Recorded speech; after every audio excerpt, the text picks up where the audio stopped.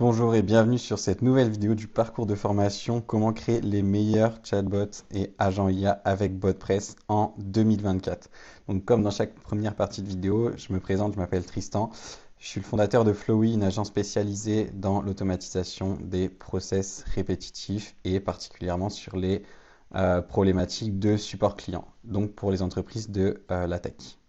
Alors dans les deux premières vidéos, on a vu un petit peu tout ce qui était mis en place de notre agent et là on va rentrer un petit peu dans le dur, on va commencer la construction. On peut voir sur le planning qu'il y a pas mal de choses à voir, donc let's go. Alors avant tout ça, un petit peu de théorie très rapidement. Avant de se lancer dans la construction d'un chatbot ou d'un agent IA, il est impératif de mettre en fait à plat le déroulé logique de la conversation et d'imaginer en fait un déroulement logique vers lequel vous souhaitez arriver. Alors, ça se fait si vous le vendez à un client avec votre client, hein, ça se fait en binôme. L'objectif, c'est bien de comprendre qu'est-ce qu'on veut avoir avec notre agent, quelle fonctionnalité, entre guillemets, on veut qu'il ait.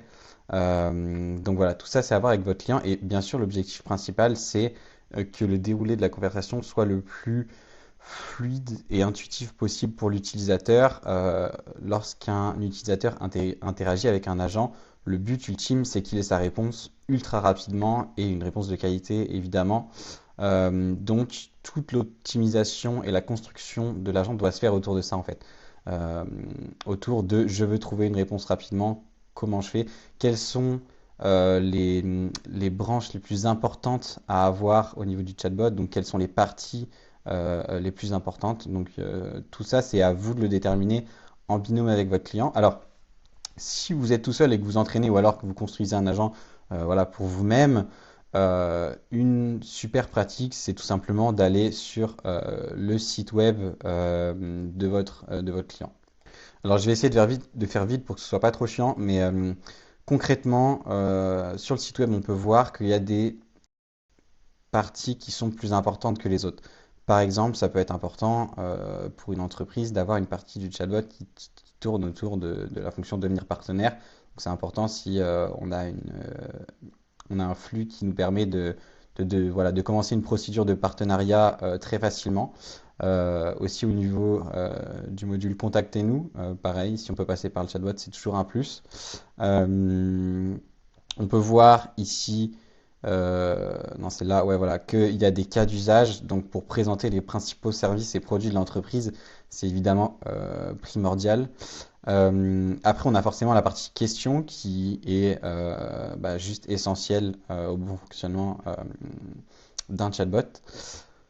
Voilà, donc c'est vraiment à vous d'imaginer ce que vous voulez mettre en place ou alors avec votre client et puis de l'implémenter efficacement pour que la conversation soit ultra fluide. Alors pour ça, c'est pas obligatoire, mais je vous conseille vraiment de poser un petit peu tout ça à plat sur un espace. Par exemple, moi j'utilise Miro au quotidien. Et en fait, tout simplement, on va essayer d'imaginer la conversation.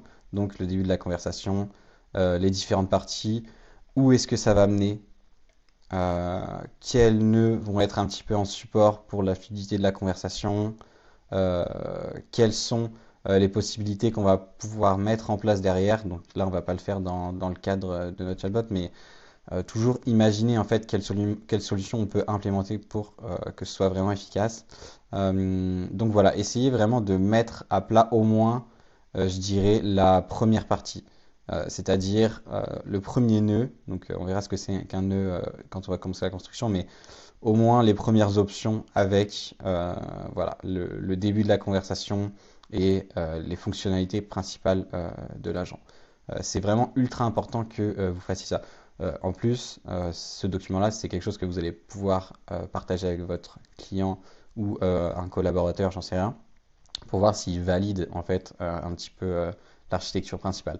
Donc prenez vraiment ce temps pour poser un petit peu à plat le déroulé de votre conversation, et en fait, vous allez gagner du temps ensuite pendant la construction. Tandis que si vous partez de zéro, vous allez vous rendre compte que vous avez fait une erreur quelque part, il va falloir revenir en arrière.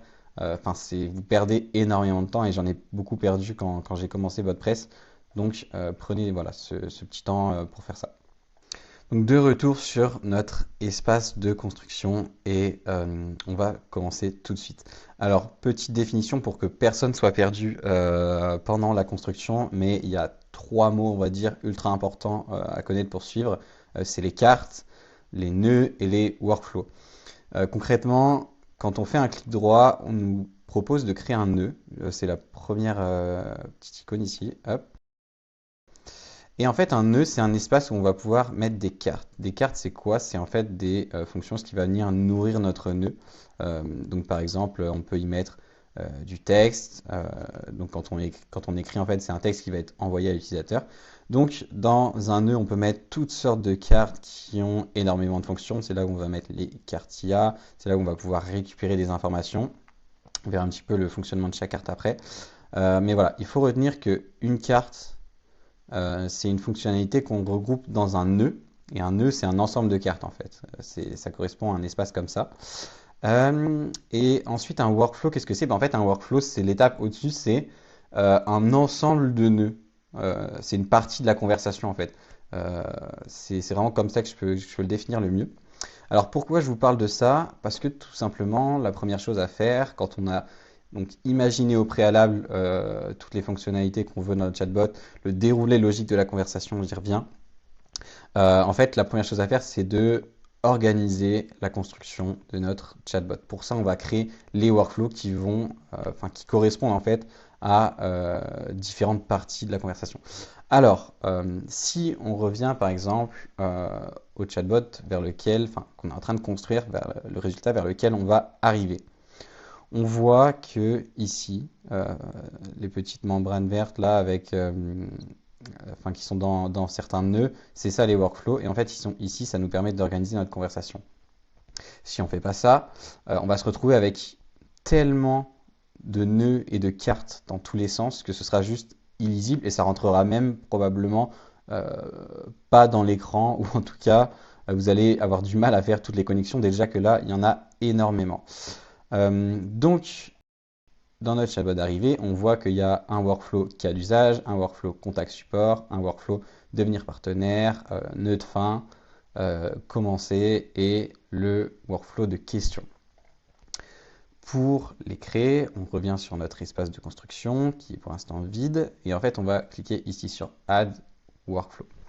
Et là, on va pouvoir écrire les workflows qu'on a imaginés. Donc question, on avait Get Started, on avait cas d'usage. Qu'est-ce qu'on avait d'autre? On avait devenir partenaire. Ok, devenir partenaire. Et on va mettre contact. Ok, donc là on a nos workflows et on va pouvoir commencer à travailler réellement. Alors la première chose qu'on va pouvoir faire, c'est de créer un starter de conversation. Donc pour ça, on va faire un clic droit et cliquer sur Trigger. Enfin, on va aller dans le menu Trigger ici. Et on va cliquer sur Conversation Started. Ce nœud, à quoi il sert? Il sert en fait, quand vous allez déployer votre chatbot, à ce que la conversation soit lancée avant que vous envoyiez le premier message au chatbot. Et en fait, ce qui est cool, c'est que comme ça, vous allez avoir deux options. Soit vous allez interagir avec votre chatbot en disant, par exemple, bonjour, envoyé, il va commencer à parler avec vous. Donc ça, c'est le cas normal. Ou alors, si vous activez ce petit bouton, donc vous pouvez le désactiver, hein, vous n'êtes pas obligé de le garder, mais moi je trouve ça plus sympa, surtout quand c'est pour un client. À ce moment-là, l'agent va en fait démarrer la conversation, enfin va vous accueillir vous, au lieu que ce soit à vous de commencer la conversation. Ok. Alors ensuite, on va créer du coup le premier nœud qui correspond à justement la première interaction qu'on va avoir avec le chatbot. Donc pour ça, donc clic droit, nœud, on va l'appeler hub1. Et ensuite, on veut que notre chatbot, il nous envoie un message de bienvenue tout simplement, parce que c'est important quand même qu'on soit bienvenu par un agent. Donc on va dire par exemple bonjour, je suis Airbot, votre assistant virtuel. Voilà, on va faire ça. On va mettre un petit emoji pour la sympathie. Voilà, un petit emoji comme ça. Et ensuite, là j'ai mis un A en trop. Et ensuite, on va en fait afficher des options. Alors pour ça, on va tout simplement donc ajouter une carte supplémentaire. On va regarder dans le menu carte. Alors pour faire un petit tour des cartes, ça en fait c'est des messages ou des images que, enfin, on peut même envoyer des vidéos que l'agent va envoyer. Ça c'est pour envoyer des informations dans des tables ou bien les renvoyer à l'utilisateur. On peut exécuter du code. Hop, on peut tac, tac, tac, non, ça on va pas utiliser ça non plus. Donc là on a nos workflows. La carte expression, ça permet en fait d'avoir des redirections de nœud en nœud selon certaines conditions. C'est si, en gros c'est comme si on mettait si il se passe ça, alors allez là. Là on a les cartes IA et en fait on va utiliser ces cartes là. Donc là on veut utiliser une carte raw input. Donc on la met ici. Plusieurs choses à faire ici. La première chose, c'est de désactiver la recherche parce que sinon, il va aller en fait chercher dans la base de données une réponse. C'est pas ce qu'on veut là parce que là, on veut juste qu'il y ait des choix pour l'utilisateur. Donc pour ça, on va déjà on va mettre un deuxième message et on va mettre comment est-ce que je pourrais vous aider. Voilà. Alors, on va pas créer de variable. Voilà, c'est tout. Comment est-ce que je pourrais vous aider? Et ensuite, on va afficher des choix pour l'utilisateur qui vont en fait correspondre aux premières euh, fonctionnalités, en fait, enfin au premier choix du déroulé logique de la conversation. Donc, on va voir par exemple poser une question. Découvrir, on va mettre découvrir Aircall. On va mettre devenir partenaire. Et on va mettre implémenter Aircall dans mon entreprise. C'est un petit peu long, mais bon. On va mettre ça comme ça. Ok, donc là, on a nos différentes options. Est-ce qu'on a d'autres choses à faire? Tac. Non, donc là, ça va être bon du coup. Alors, j'anticipe une question que vous pourriez avoir. Pourquoi on a utilisé une carte raw input, qui est en fait la carte pour récupérer des informations texte, quelles qu'elles soient, plutôt que d'opter pour une carte single choice qui est faite pour les choix, justement.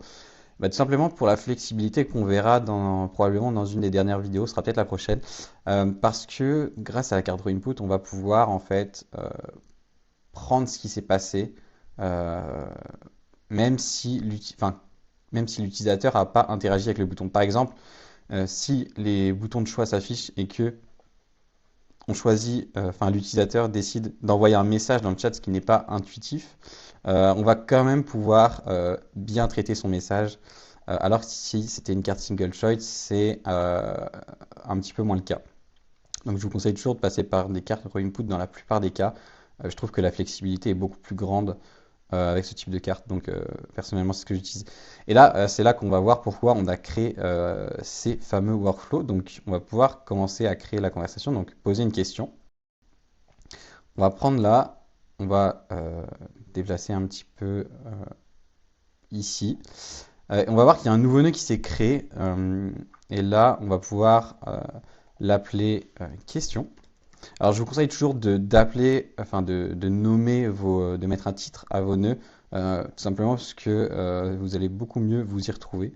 Sinon, ça va être rapidement à pagaille. Donc, quand on joue sur Add a Card, ensuite on va descendre ce petit menu et puis ici on va trouver un workflow. Donc, on va mettre questions. Alors, maintenant qu'on a fait ça, on va faire la même chose pour tout simplement tous les workflows. Hop. Donc là, c'était découvrir Aircall. Alors, comment on l'a appelé déjà? Ah oui. Donc là, on va mettre cas d'usage. Et on va glisser pareil notre workflow. Ensuite, on a quoi? On a devenir partenaire. Ok. Donc, toujours la même chose. Partenariat. J'ai écrit n'importe quoi.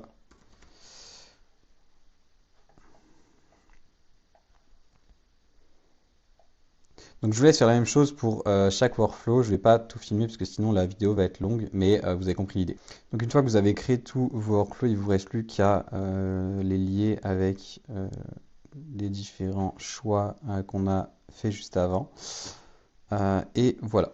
Et ensuite, c'est très simple, on va pouvoir commencer à construire à l'intérieur de nos workflows qu'on vient de créer. Donc pour ça, très simple, on va venir cliquer sur un des workflows qui est là. Alors on va commencer par le workflow cas d'usage. Donc on se rend ici et là on voit qu'on arrive sur un nouveau menu vierge où on va pouvoir commencer à construire. Alors, donc rien de plus simple, là on va également utiliser comme sur le nœud qu'on a créé juste avant, une carte row input.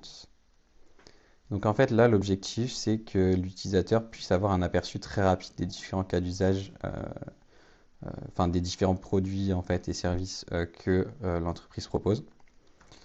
Donc on va mettre un titre et ensuite, tac, on va écrire quel cas d'usage vous intéresse.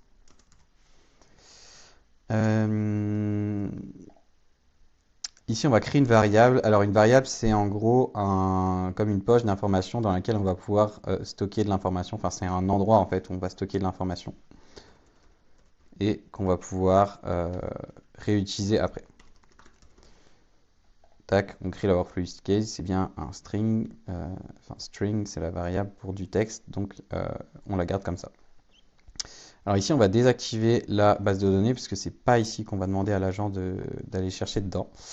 Et on va cliquer sur Advanced Configuration, Choice, et en fait on va mettre nos différents cas d'usage. Donc pour nous c'est Aircall, mais pour vous, vous êtes libre de mettre les cas d'usage que vous souhaitez. Donc nous on avait téléphonie d'entreprise si je me souviens bien. Tac, on avait centre d'appel et on avait Aircall et AI. Voilà. Pardon. Super. Donc voilà pour nos choix. Alors, une fois qu'on a mis en place nos choix, on va tout simplement créer un nouveau nœud. Et en fait, on va l'appeler Query Knowledge Base, parce que c'est là où on va demander en fait à la base de données d'aller chercher une réponse pour chaque cas d'usage. Donc pour ça, on va relier nos trois cas d'usage au même nœud. C'est pas important, vous allez voir pourquoi. Alors, dans ce fameux nœud de la base de données, on va aller chercher une carte qui se trouve tout en bas et on va utiliser l'agent donc Query Knowledge Base. Donc comme ça manuellement en fait, il va aller demander à la base de données ce qu'on va lui indiquer. Donc nous, ce qu'on va lui indiquer, c'est tout simplement une fonction qui s'appelle event.preview. Alors, event.preview, qu'est-ce que c'est? En fait, c'est le dernier événement. En fait, c'est la dernière chose qu'a envoyé l'utilisateur au chatbot. Donc, en fait, quand il va cliquer sur le bouton, donc téléphonie d'entreprise par exemple, téléphonie d'entreprise, ça va correspondre à event.preview. Et même s'il écrit un message avec écrit téléphonie d'entreprise au lieu de cliquer sur le bouton, ça va aussi être en fait l'event.preview. Donc en fait, en mettant ça, on est sûr de catcher la bonne information. On va même l'aider un petit peu en disant cas d'usage de points. Et comme ça, il va bien comprendre que c'est un cas d'usage et quel cas d'usage on cherche. Alors pour la base de données, on va mettre base de données par défaut, puisqu'on a déjà entraîné nos cas d'usage dans la base de données. Donc ça c'est bien. Et ensuite, il va falloir stocker la réponse de l'agent quelque part pour pouvoir la réutiliser après. Et là, on va mettre knowledge base response par exemple, donc pour réponse de la base de données. Alors il ne me propose pas de la créer, c'est assez étrange. Hop. Ok, bon, on va la créer manuellement dans ce cas. Alors pour créer une variable manuellement, il vous suffit de cliquer ici sur, enfin là il y a un petit espace variable. Vous cliquez là, c'est bien une string et on va l'appeler Cabell response. Tac, donc tout est bon. Et puis là normalement, voilà, elle est là. Donc là on va bien la stocker dans knowledge base response.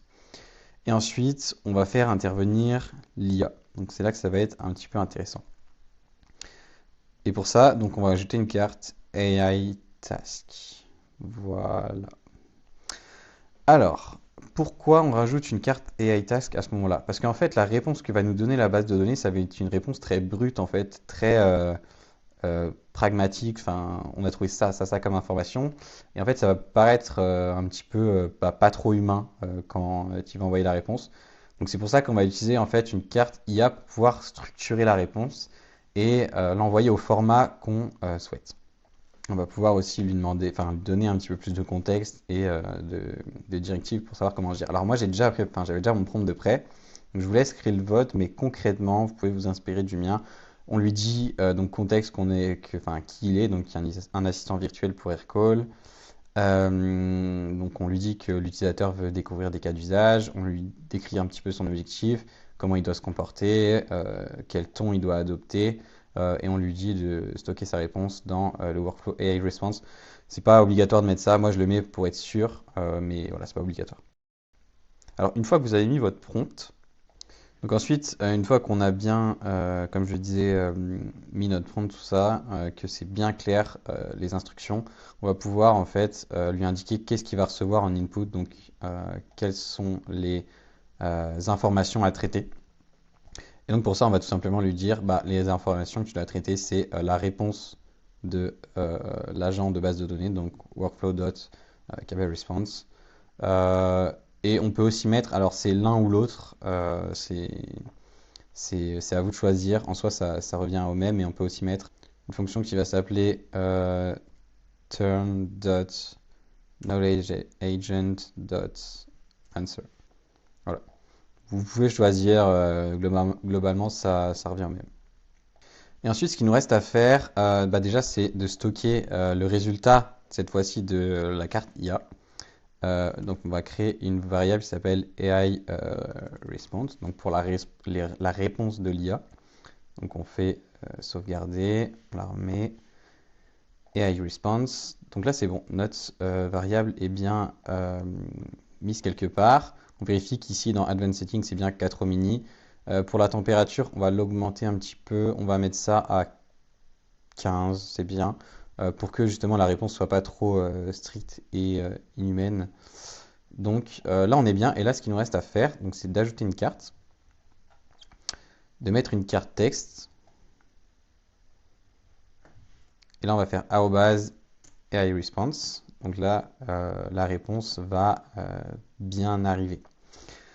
Alors j'avais juste oublié une chose dans ce nœud, c'est de créer un fallback au cas où il y a un problème avec la réponse envoyée par l'utilisateur. Donc pour ça, comment on va procéder? Alors, on va ajouter une carte expression, hop là,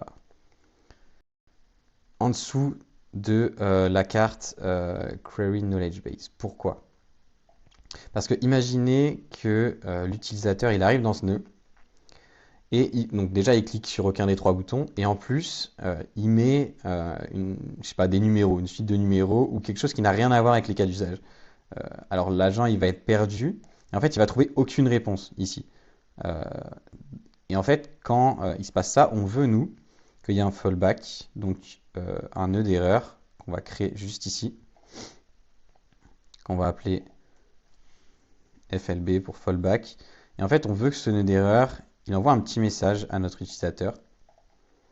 Tac. donc un petit message qui dit veuillez sélectionner une des options proposées. Alors, comme ça, ce qui va se passer, c'est que, et en fait, on remet la sortie ici. Comme ça, si jamais il y a un problème avec notre nœud là, en fait, il va renvoyer et puis il va forcer un petit peu l'utilisateur à sélectionner un bouton pour que on ait une réponse qui soit correcte. Ah oui. Et là, en fait, on va devoir paramétrer notre fallback.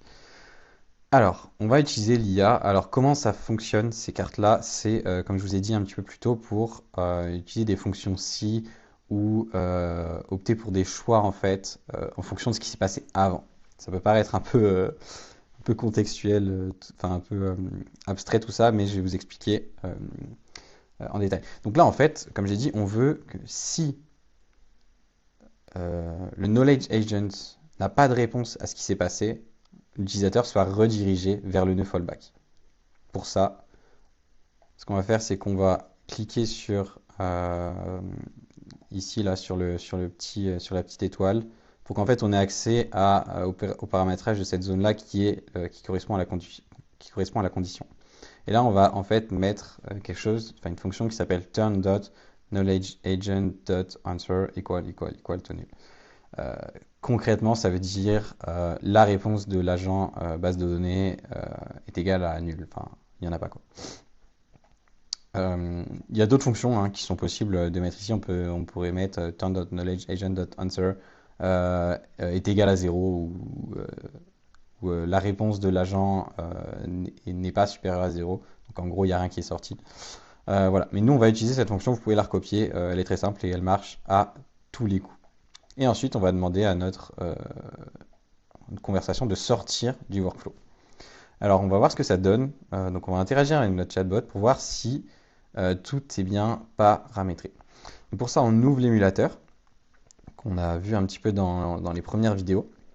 Et en fait, là, déjà, on a deux options. Soit on écrit un message ici, soit on clique sur Test your bot. Et en fait, la conversation va démarrer. Alors là, j'ai pas dû connecter le début. Voilà, c'est ça. Alors, start, n'oubliez pas de relier ce petit nœud start, parce que sinon la conversation ne peut tout simplement pas commencer. D'ailleurs, cliquez, ouais, c'est bon. Ok. Donc là, on va pouvoir relancer et tester notre bot, et on va voir que tout ce qu'on a paramétré va apparaître. Donc, bonjour, je suis Airbot, votre assistant virtuel, c'est ce qu'on a mis là. Et nous, on a paramétré les cas d'usage. Donc, pour ça, on va cliquer sur Découvrir AirCall, c'est ce qui correspond au nœud de cas d'usage. Et là, on peut voir que donc on a été transitionné vers le workflow cas d'usage, etc. Quel cas d'usage vous intéresse? On va mettre par exemple téléphonie d'entreprise. Et là, il va aller chercher dans la base de données. Et normalement, ça va nous donner une réponse qui est plutôt pas mal. Ok. Alors là, on voit qu'il a trouvé la réponse dans la base de données puisque les cas d'usage étaient bien dedans. Et on voit qu'il nous a fait une réponse. Donc la réponse, elle est ultra complète. Il n'y a rien à dire. Elle est très bien organisée, elle est super. Le problème, c'est que elle est un petit peu trop longue et on voudrait que ce soit un petit peu peut-être moins important parce que je suis pas sûr qu'un utilisateur veuille avoir une réponse aussi détaillée que ça. Donc là, c'est à vous de voir, mais nous, on va légèrement, on peut reparamétrer en fait, par exemple, les cas d'usage en disant ici dans la carte IA, dans les instructions qui sont là, on peut lui mettre par exemple ta réponse ne doit pas dépasser 6 phrases. Concentre-toi sur les points les plus importants. Et là, on va avoir une réponse qui est beaucoup plus concise et beaucoup plus efficace.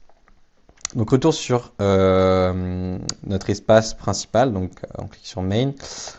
Donc, on a configuré notre premier nœud. Et ça, c'est plutôt cool. Et maintenant, on peut passer au suivant. On va configurer le nœud partenariat. On verra en fait le nœud question à la fin, parce que c'est celui-là qui demande le plus de temps et un petit peu le plus complexe. Alors, donc dans partenariat, c'est le devenir partenaire. Alors, ce nœud-là, il n'est pas très complexe. On va simplement renommer là, on va mettre un titre, demande de partenariat. Et on va mettre en fait deux cartes texte. Je vais vous expliquer pourquoi.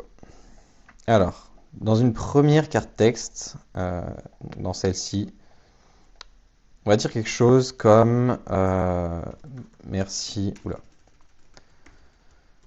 merci pour l'intérêt que vous portez aux solutions Aircall. Pour collaborer avec nous, cliquez sur le lien juste en dessous. Donc voilà, on va en fait envoyer ce message à l'utilisateur, un petit emoji doigt vers le bas pour qu'il comprenne. Et là, on va pouvoir mettre une fonction qui est assez simple à mettre en place. Donc en fait, ce qu'on va faire, c'est qu'on va mettre sous crochet. Donc là, je viens de le copier-coller pour pas que je me trompe et que ce soit plus rapide. On va mettre par crochet devenir partenaire et on va mettre par parenthèse coller, hein, sans espace, le lien en fait vers la page où il y a un formulaire vers lequel on peut postuler pour potentiellement devenir partenaire. Et on va voir ce que ça donne et pourquoi on a fait ça. Donc on revient dans notre émulateur, devenir partenaire. Voilà. Et en fait, ça va nous mettre un lien comme ça qui est cliquable. Donc là, on a bien le truc devenir partenaire. On peut cliquer sur le lien et en fait, ça va nous emmener direct sur la page partenaire et on va pouvoir. Normalement, il y a un formulaire, mais tac, partenariat commercial. Est-ce que c'est celui-là? J'ai peut-être pas mis le bon lien. Ok, non, c'était bien le bon lien. Voilà. Comme ça, l'utilisateur n'a plus qu'à cliquer sur rejoindre la communauté de partenaires.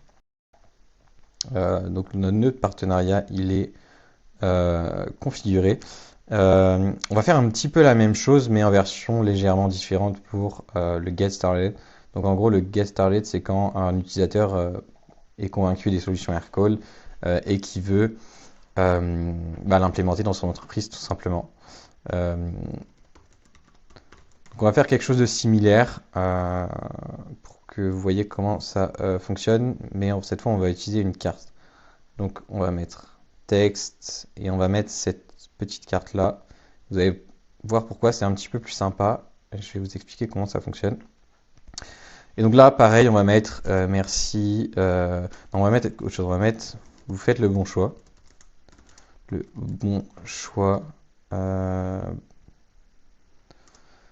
Voilà, vous faites le bon choix. Ensuite, dans la carte, ici, on va mettre implémenter les solutions Aircall dans le titre. Alors, on va pas mettre de sous-titre. On va mettre une image qui va correspondre au logo Aircall. Je vais aller prendre ici, normalement c'est le bon. Ok, donc on va mettre une image qui est ici. Et là, on va mettre on va cliquer, on va dérouler, on va cliquer sur Action Button, et là on a un petit truc qui va apparaître, et là on va pouvoir, pareil, on va pouvoir mettre un lien cliquable. Implémenter Aircall, voilà. Et là, tac, on va mettre le lien en fait qui est dans commencer, voilà, qui nous redirige vers ce formulaire où la personne va pouvoir commencer son essai Aircall. Voilà, donc là on met Get Started, voilà. Et ensuite on va tester notre bot pour voir comment ça rend. Tac, on va mettre implémenter Aircall dans notre entreprise. Et voilà, en fait là on a un petit message, donc vous faites le bon choix, c'est ce qu'on a mis. Et là on a quelque chose d'un peu plus sympa, on a une image, voilà, où pareil on peut cliquer sur implémenter Aircall et on va tomber sur la page tout simplement. Donc c'est un petit peu deux façons d'envoyer un lien à votre consommateur. Il y a aussi le carrousel quand on veut envoyer plusieurs images. Donc là c'est intéressant quand on a plusieurs produits, par exemple, qu'on souhaite faire découvrir. Donc voilà, c'est un petit peu les deux façons d'envoyer des liens et de convertir entre guillemets un utilisateur. Alors, une fois qu'on a fait ces trois premiers workflows, on va passer au workflow contact. Non, on va finalement faire le workflow question juste avant. Donc pour ça, on se rend dans questions. Tac. Et là, on va faire pas mal de choses. Alors la première chose qu'on va faire, c'est déjà accueillir la question de notre utilisateur. Donc, on va créer un nœud question. On va ajouter une carte et la question, on va la mettre dans un raw input. Et là, la question, on va mettre. Moi, je vais mettre bien sûr, bien sûr, je vous écoute. On va mettre un petit emoji. Tac, ok super. Là la question, on va créer une variable user question, donc pour la question de l'utilisateur. Il faut absolument créer une variable pour ce nœud de question. Ensuite, on va désactiver la réponse automatique et on va être bon pour la variable, pour le nœud user question. Donc là, en fait, dans ce nœud-là, on va récupérer la question de notre utilisateur. Qu'est-ce qu'on va faire ensuite? On va tout simplement questionner la base de données, comme on a déjà fait. Donc, query knowledge base, tac. On n'oublie pas de lier ici. Hop, ok. Donc ensuite, on va ajouter, comme on a fait pour le nœud use case, une carte, donc query knowledge base. Et ensuite, on va rajouter les fameuses deux cartes qui sont si l'agent a la réponse et si l'agent n'a pas la réponse. Donc pour ça, on a juste à ajouter deux cartes d'expression. Allez. Tac. Dans la première, on va mettre la même fonction que dans notre nœud. Enfin non, justement, c'est pas la même fonction. On va mettre une fonction qui s'appelle knowledgeagent.answer. Le point d'exclamation, c'est pour dire n'est pas égal à nul. Donc là, l'agent a bien la réponse. Donc, je vous laisse recopier ces deux formules-là. Tac. Et là, on va juste écrire voilà, 3 égale pour égal égal à nul. Alors ici, il y a deux parties qui vont se faire. Donc la première, c'est si on a la réponse. Et la deuxième, c'est si on n'a pas la réponse. Alors, on va commencer par si on n'a pas... Non, on va commencer par si on a la réponse. Ok, si on a la réponse, on va faire intervenir l'IA comme dans le nœud de use case qu'on a fait un petit peu auparavant.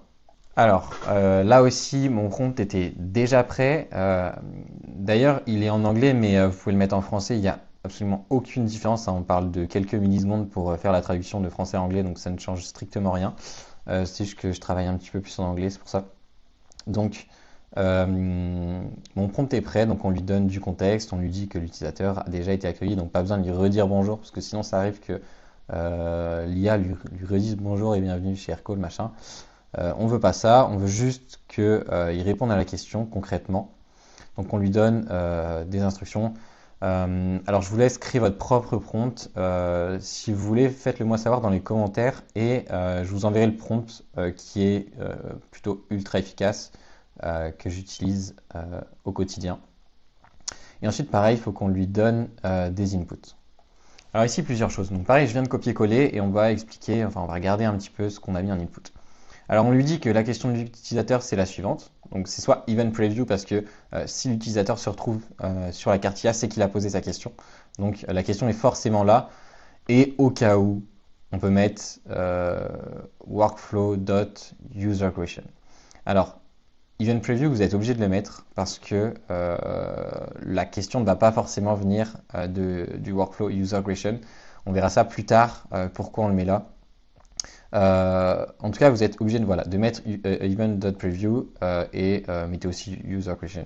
Comme ça, vous êtes tranquille. On va lui dire que la réponse donnée par l'agent, c'est celle-ci, donc turn.knowledgeagent.answer, pour qu'il comprenne quelle a été la question, quelle a été la réponse donnée par l'agent. Et on va aussi lui mettre un petit peu plus de perspective avec un résumé de la conversation. pour l'aider à comprendre en fait quel est l'intent de l'utilisateur, qu'est-ce que veut l'utilisateur dans cette conversation. Et donc pour ça, on va lui mettre la fonction suivante, donc crochet conversation.summary_agent.summary. Voilà, c'est tout ce qu'on doit lui donner. Essayer d'organiser un petit peu cette partie-là pour que ce soit clair pour l'IA. Ne balancez pas juste les variables comme ça, parce que sinon il va un petit peu galérer. Et là, pareil, on va créer une variable aResponse pour la réponse donnée par la carte IA. Hop. Donc là, c'est bon. On va check, c'est bien 4 mini, et là, on va mettre une température de 15, parce que c'est bien. Voilà. Ensuite, pareil, on va afficher la réponse de l'IA, parce que sinon, l'utilisateur ne va pas recevoir sa réponse. Tac, et AI Response. Et donc, une fois que l'utilisateur a reçu sa réponse, on va pouvoir lui faire quitter le nœud de question.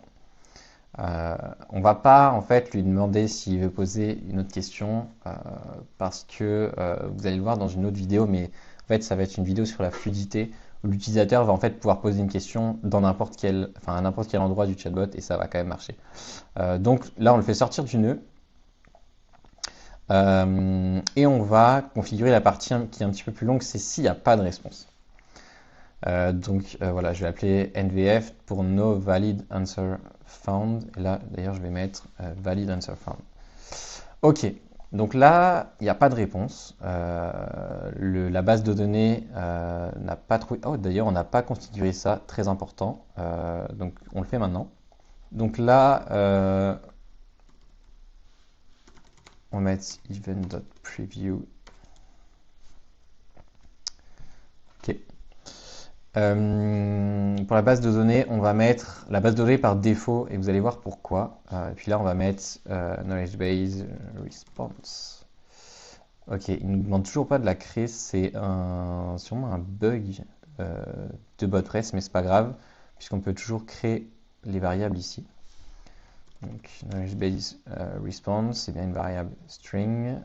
On ajoute la variable et ensuite on revient dans notre carte et tac, knowledge base response. On regarde bien si ça correspond à l'input qu'on a mis dans la carte IA. Tac, ok, on a mis turn, ok, donc ça marche, c'est bon, on n'a rien à faire. Donc, la réponse n'a pas été trouvée par notre agent. En fait, on va lui redemander de chercher, mais cette fois-ci dans une base de données différente.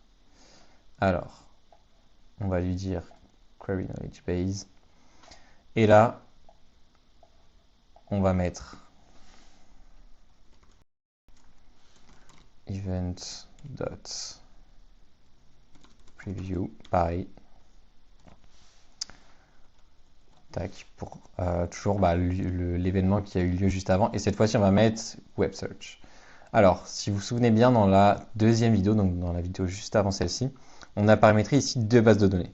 Une par défaut et une web search où en fait l'IA va aller chercher sur le web entier la réponse.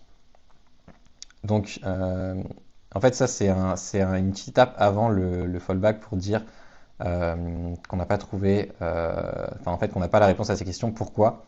Parce que, alors, si vous avez bien fait votre taf pour la base de données, normalement, absolument 100% des réponses sont censées se trouver dans la base de données par défaut.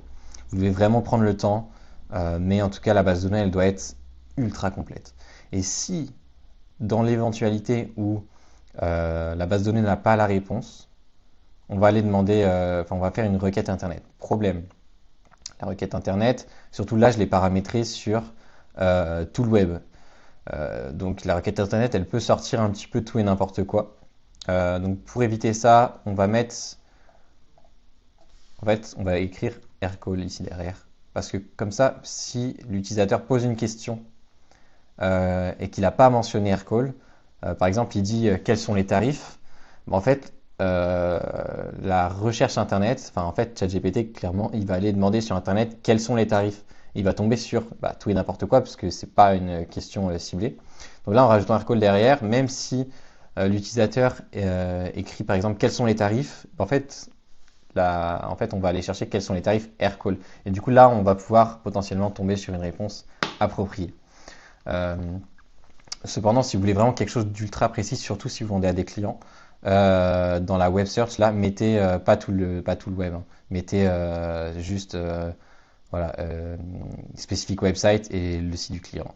Comme ça, il n'y a pas d'erreur. Et il vaut mieux ne pas avoir de réponse que une réponse fausse et qui induit en erreur le consommateur. Mais bon, là, nous, on va rester comme ça parce que de toute façon, c'est un chatbot test. Donc, on lui demande un petit peu. Donc, on fait la requête et pareil, derrière, on va mettre les cartes pour est-ce que on a eu la réponse ou pas.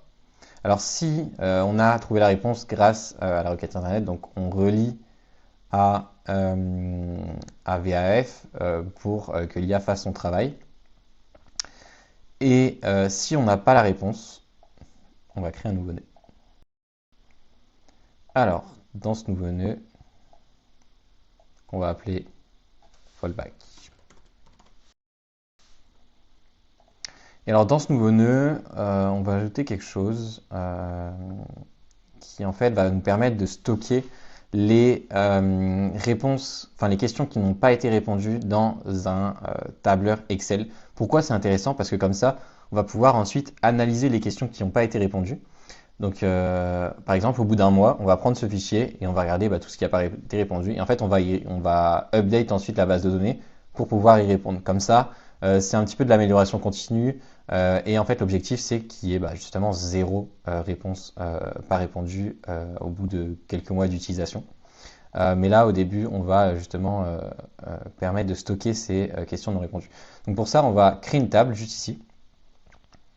On va l'appeler question non répondu.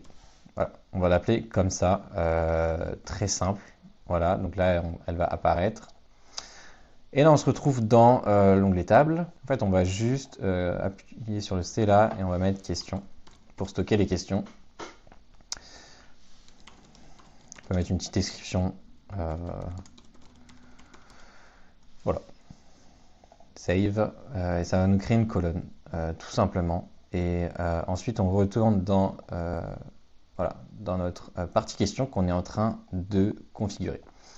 On va ajouter une carte et on va glisser la carte Insert Record.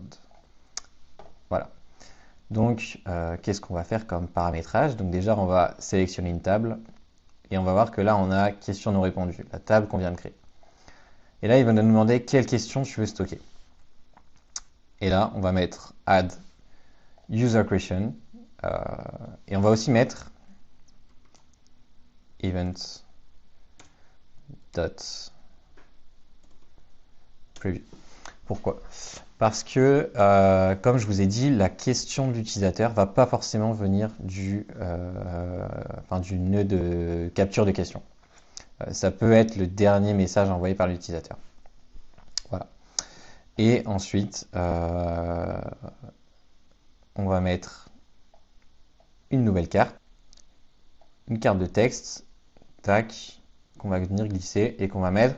Et en fait, là, on va informer l'utilisateur qu'on n'a pas la réponse à sa question, malheureusement. Et on va lui demander d'ajouter plus de détails à sa requête. Et on va enchaîner directement avec une carte de capture, donc reinput, pareil. Et en fait, ici, on va mettre un message un peu différent. Alors, dans cette carte, plusieurs choses. Déjà, on va lui indiquer que s'il veut plus d'assistance, il peut également contacter l'équipe Aircall. Alors ici, on désactive la recherche, on n'a pas besoin de mettre des variables et on va mettre des choix. Voilà, on va mettre un premier choix, ça va être réessayer ma question.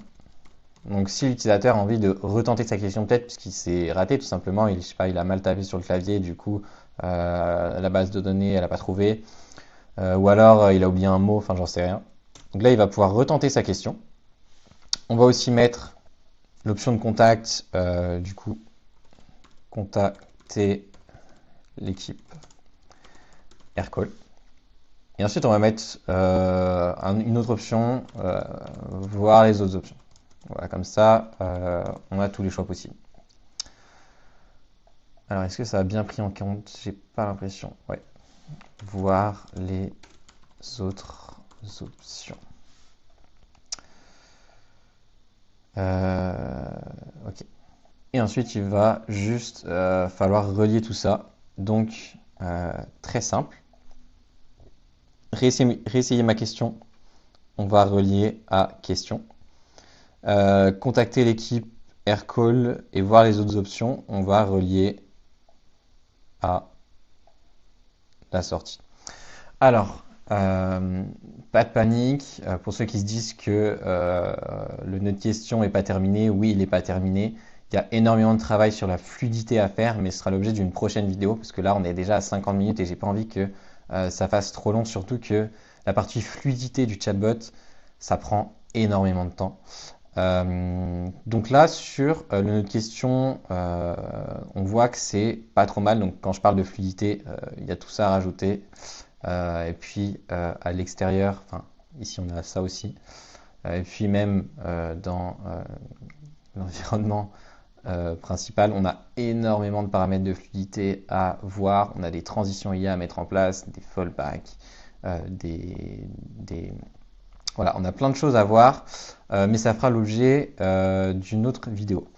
Donc le dernier workflow qui nous reste à construire, et pas des moindres, puisqu'il est ultra important, c'est le workflow contact. Donc dans cette partie, qu'est-ce qui va se passer? En fait, on va capturer les informations de l'utilisateur pour pouvoir les envoyer sur soit sur une table qu'on va créer ici, soit sur un Google Sheets.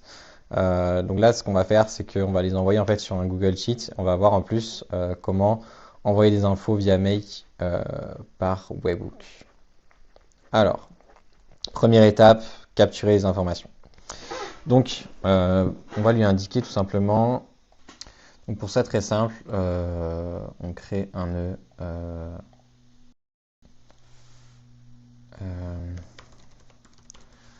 Je sais pas, on va l'appeler bienvenue parce que j'ai pas trop d'inspiration. Ensuite, on va lui envoyer un petit message et on va lui dire, allez, faut que ça aille bien. L'équipe Aircall va prendre en charge votre demande.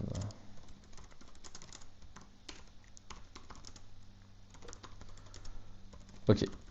Donc une fois qu'on lui a demandé ça, tac, on va lui dire qu'on va avoir besoin de son nom et de son prénom. Donc NP pour nom prénom. On va ajouter une carte et cette fois-ci, on va prendre raw input une fois de plus. J'étais en train de regarder, mais en fait non. Ici, on va créer la variable nom prénom, donc INP, c'est très bien. On va écrire quel est votre prénom. Non.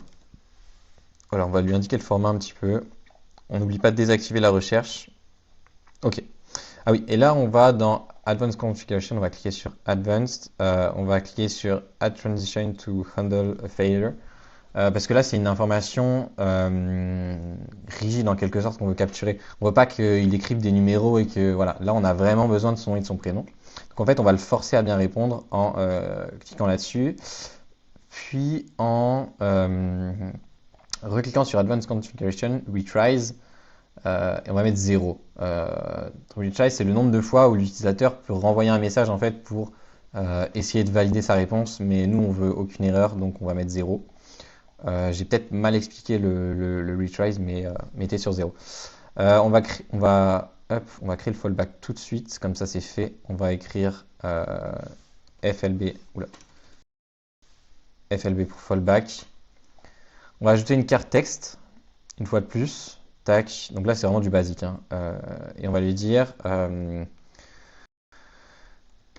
merci de renseigner votre non, merci de renseigner les informations au format suivant.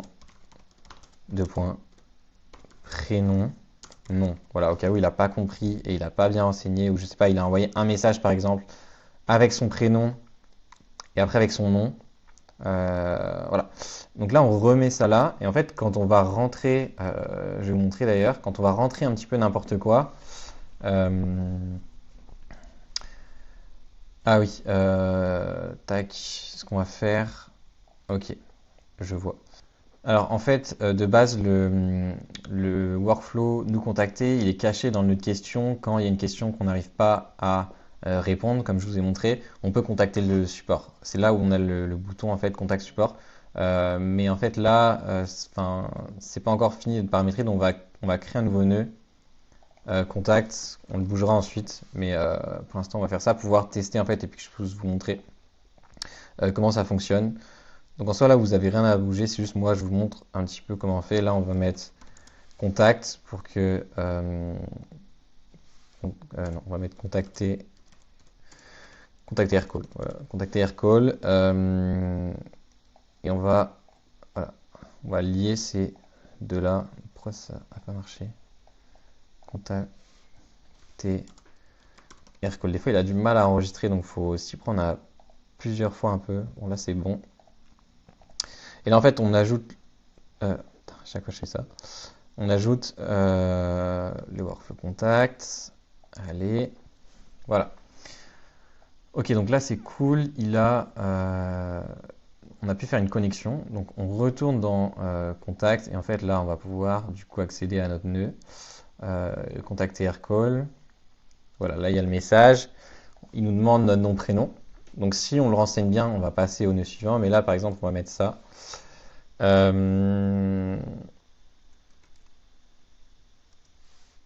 va quand même marcher. Ok, donc on va faire une petite modification pour être sûr que ça marche. En fait, on va supprimer la carte pro input qu'on avait mis juste ici. Et on va plutôt mettre person name. Pour bien indiquer qu'en fait, on cherche un nom.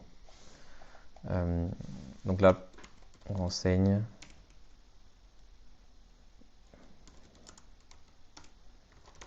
Ok.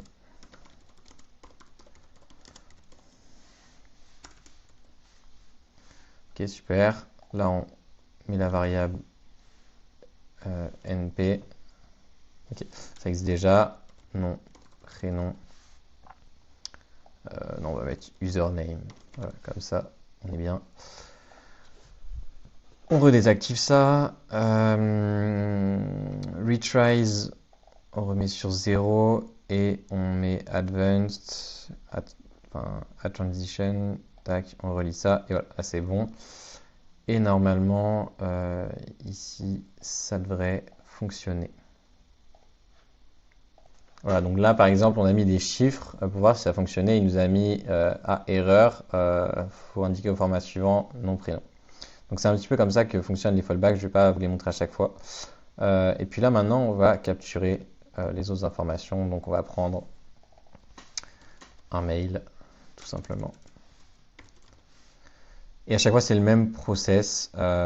Ici on va prendre la carte email address, tac.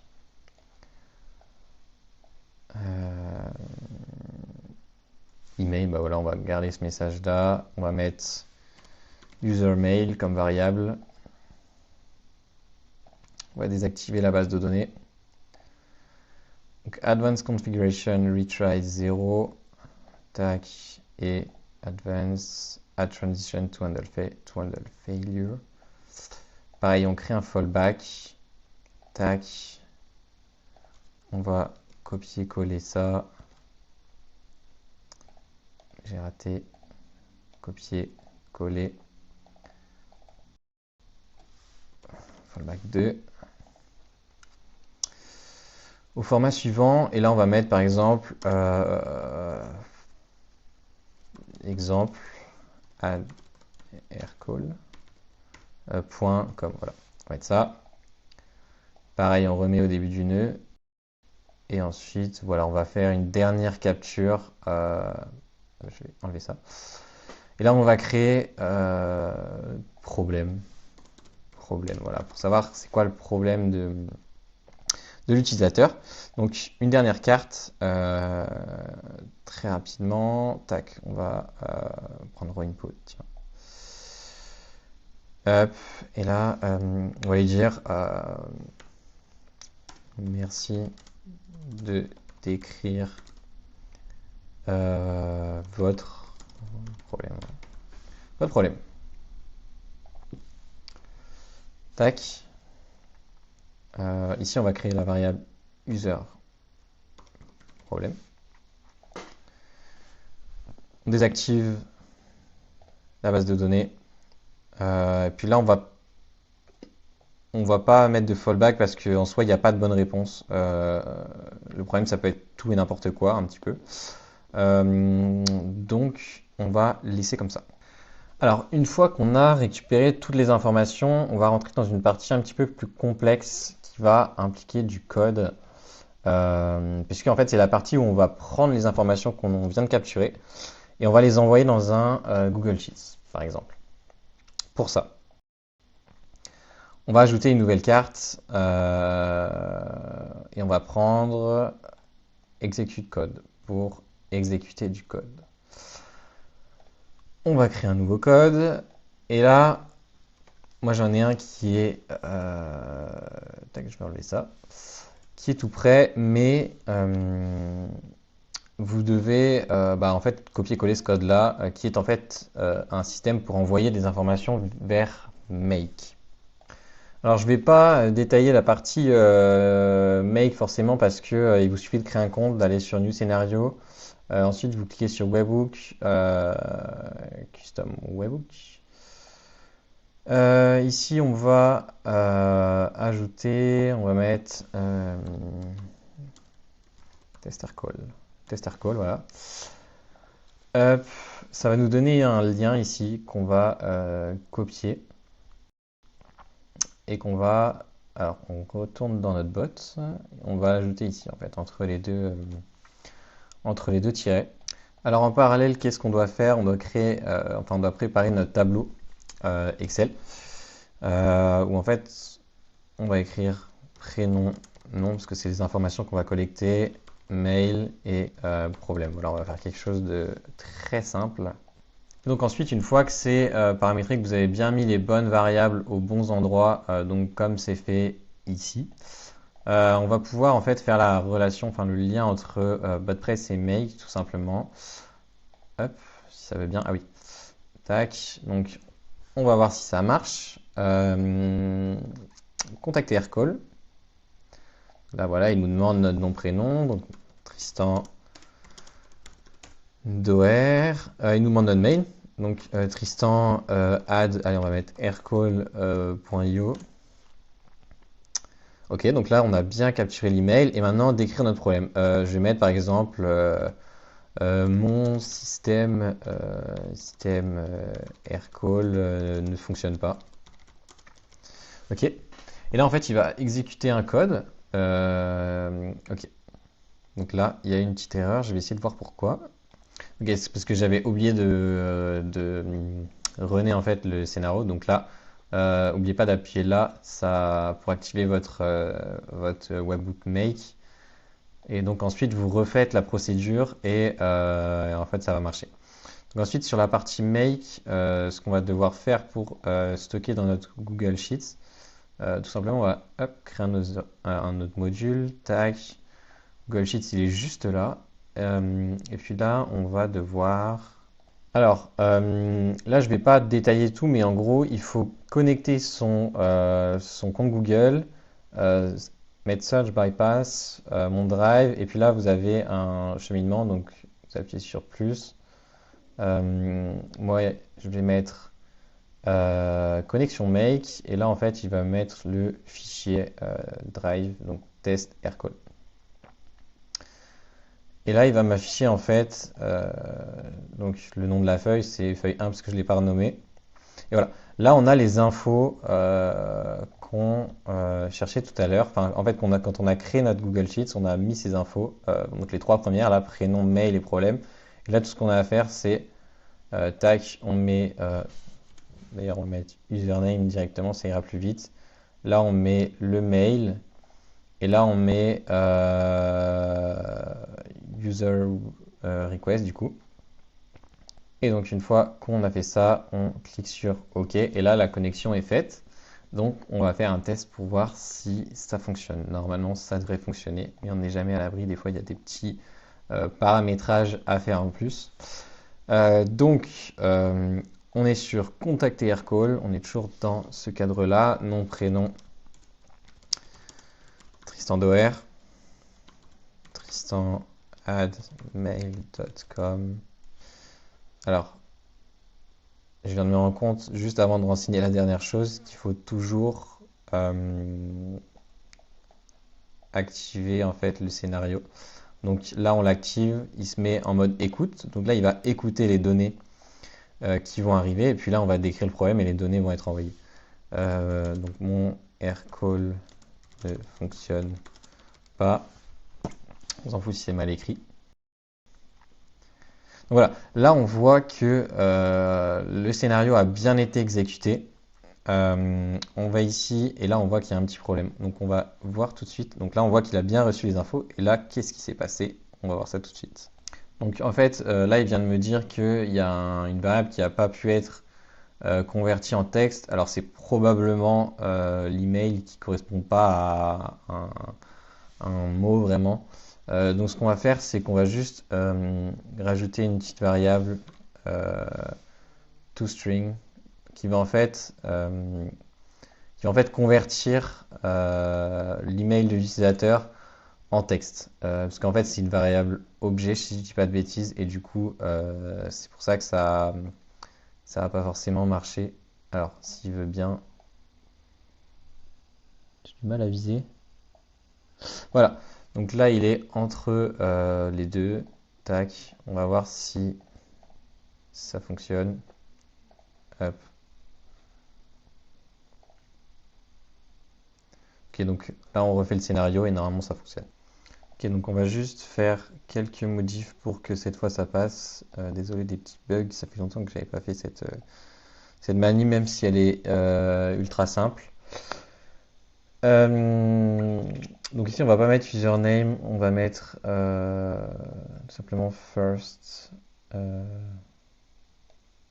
J'arrive pas à viser. First et last. Ok. User request, on est bon. Et ici, mail, c'est pas le bon. Tac. User mail. Ok, là, normalement, ça devrait être bon. On refait un test. Ok, et là, on voit que on a bien reçu toutes nos infos dans notre fichier. Donc ça, c'était les fois où ça n'a pas fonctionné. Donc on peut... Et là, on voit que sur les colonnes nom prénom, donc on a bien ce qu'on a envoyé, on a bien le mail qu'on a envoyé et le message qu'on a envoyé. Enfin là, j'ai envoyé un petit peu n'importe quoi, mais c'est comme ça que ça fonctionne. Donc là, notre connexion entre Make et Google Sheets marche. N'oubliez pas d'activer ça et puis de refaire le test et puis tout va bien fonctionner. Si vous avez un problème, n'hésitez pas à me demander et puis on verra si je peux vous aider, mais normalement, il n'y a aucun souci. Et enfin, pour finaliser ce petit nœud contact qui n'était pas le plus simple, on va juste mettre un petit message en fait à l'utilisateur. Et en fait, on va lui dire que les informations ont bien été reçues. Hop. Tac. Les informations ont bien été reçues. Non, on va écrire un truc un peu plus pro. Nous avons bien reçu votre requête. Je sais plus écrire.